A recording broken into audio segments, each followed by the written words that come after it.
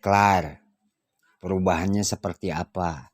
Setelah beres doa sekarang, seperti apa yang dirasakan oleh ibu? Seperti apa? Ringan, betul-betul ringan. Perasaan ada yang melesat 2 kali ya dari badan tuh, kayak angin set gitu. Iya. Jadi si beban, apa itu beban atau nggak tahu lah. Yang pasti dari lutut sampai sini, terus melesatnya lewat punggung. Yang satu. Iya. Terus yang satu lagi lewat ubun-ubun. Iya. Itu apa sebetulnya yang ibu rasakan itu? Itulah iblis laknatullah alaih yang membisiki kita supaya bunuh diri. Wah, yang suuzon-suuzonan gitulah. Yang aneh-aneh yang mengganggu pikiran ibu selama ini itu. Kalau dinyatakan kan gini. Kira-kira kalau hitungan minggu berapa minggu, tahun berapa tahun ibu menderita yang seperti ini kan lama. Ya, berapa lama? Enggak. Ibu menderita, ya teteh lah. Menderita yang aneh-aneh seperti ini berapa lama? Udah lama juga. Lama kan? Iya. Kira-kira nih, kira-kira Kira-kira sejak keluar kerja dari metro aja. keluar dari metro berapa tahun tuh? Ada mungkin 15 tahun lebih. 15 tahun lebih. Setelah itu timbul masalah-masalah. Belum. Belum. Di situ masih kerja juga ke Kresida, di Kresida masih kerja juga, pindah lagi ke Nabatis. Setelah vakum, benar-benar vakum itu mungkin ada 9 tahun. 9 tahun. Iya, Baru vakum. setelah itu ada masalah-masalah Iya, bertubi-tubi. dari situ permasalahan dari suami pertama. Iya. Dari suami terus-terusan, ya namanya Iya, laki-laki iya. ya, dari Bumbunya suami rumah terus tangga itu. akhirnya aku dendam. Iya. Aku juga bisa. Iya. Aku dendam, aku liar. Setelah aku liar, akhirnya nggak kontrol. Iya. Pulang subuh. Iya. Itu setiap hari, nggak pernah pulang. Kadang nggak ingat anak juga. Apa orang tua mengingatkan aku dengar nggak? Ya kan itu. Ya, aku nggak pernah dengar siapapun itu. Aku nggak peduli. Iya. Ngekos lah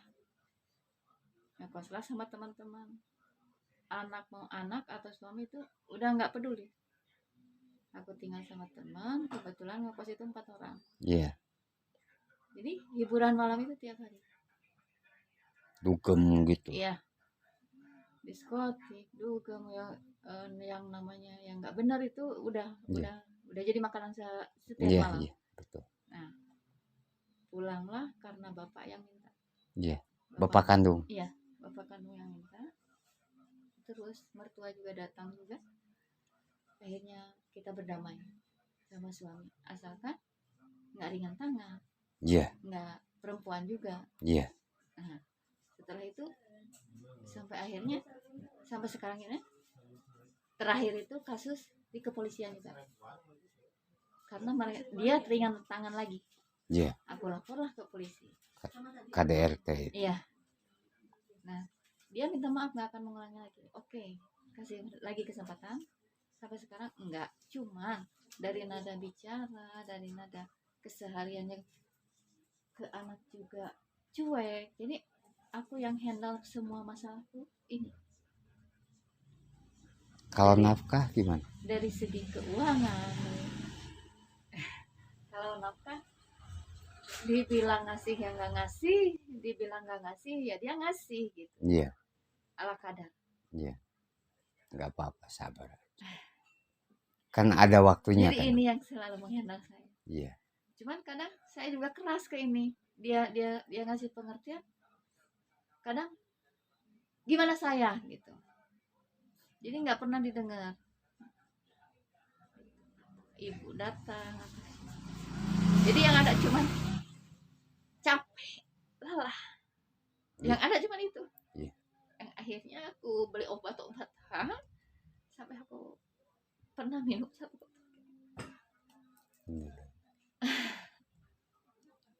Ya udahlah.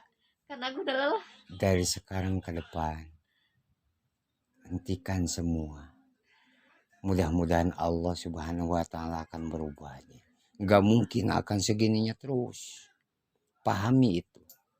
Kalau kita yakin, maka akan berubah.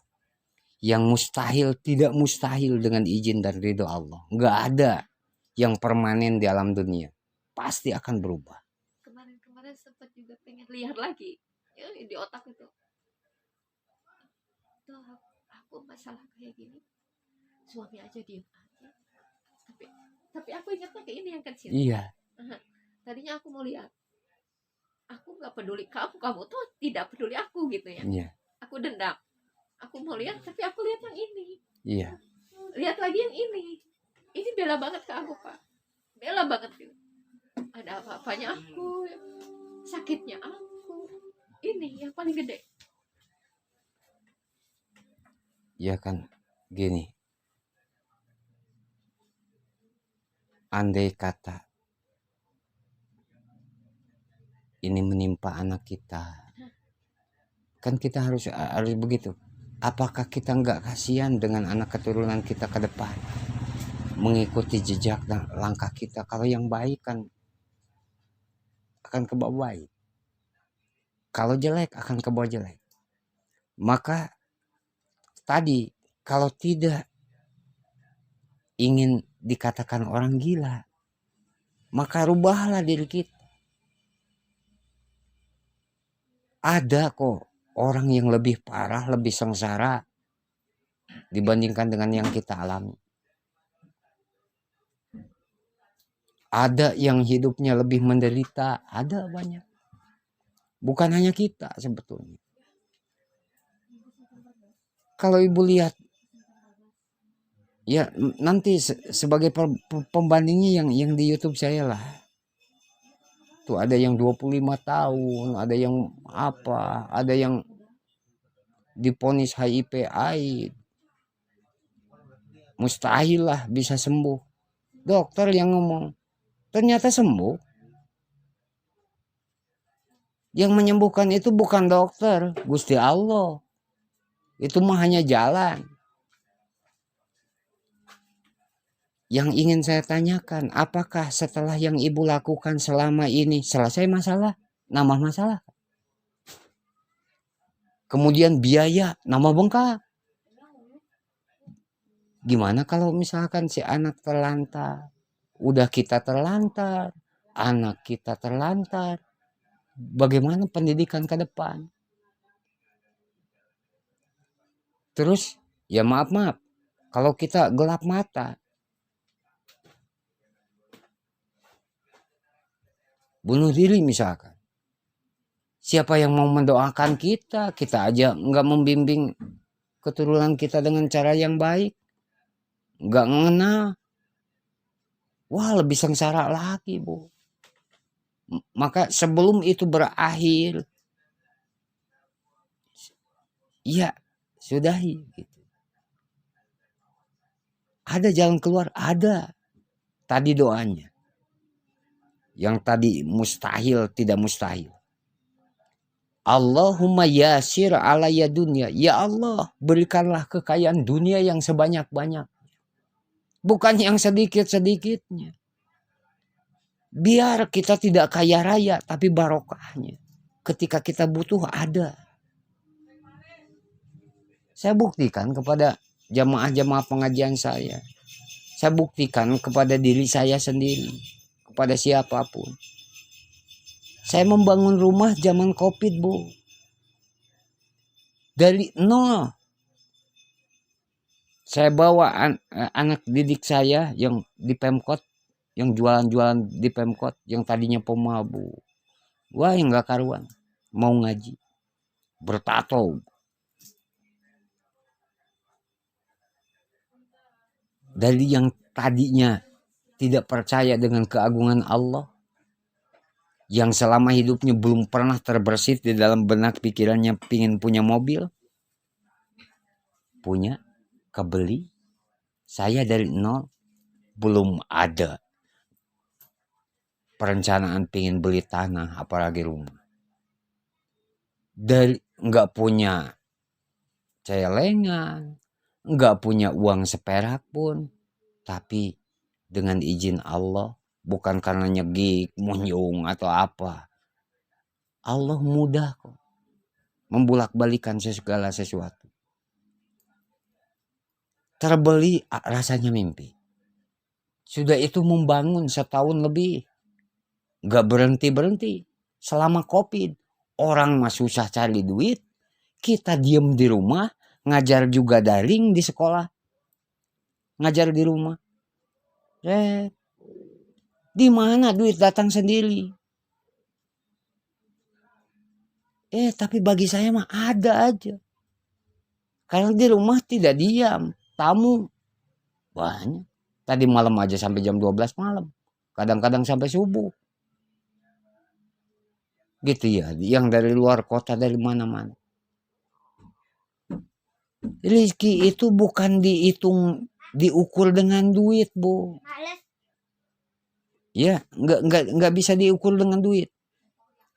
Kemarin saya ngobatin ke Gunung Halu.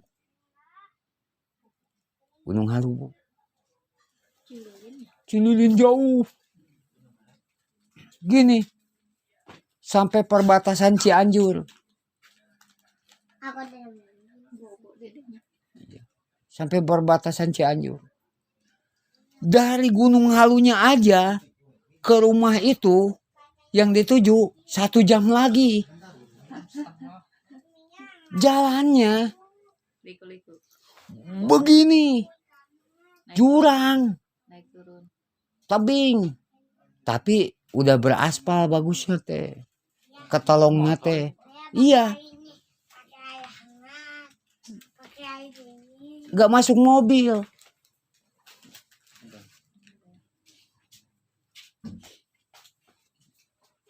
Nah, kalau dipikirkan, dengan bensin aja, dengan yang kita terima, ya maaf ya, 50.000. Saya dengan teman saya makan dengan segala macam lah, habis 450.000. Kalau kita hitungan matematika, tekor. Ya. Kalau kita ngejarnya materi. Tapi kalau kita ngejarnya kepuasan batin, apa balasan dari Allah? Miliaran, Bu. Saya dikasih bongkahan batu oncom yang harganya selangit 5 kilo. Kalau dibikin batu akik aja sebesar gini, harganya 1 juta lebih. Satu segini.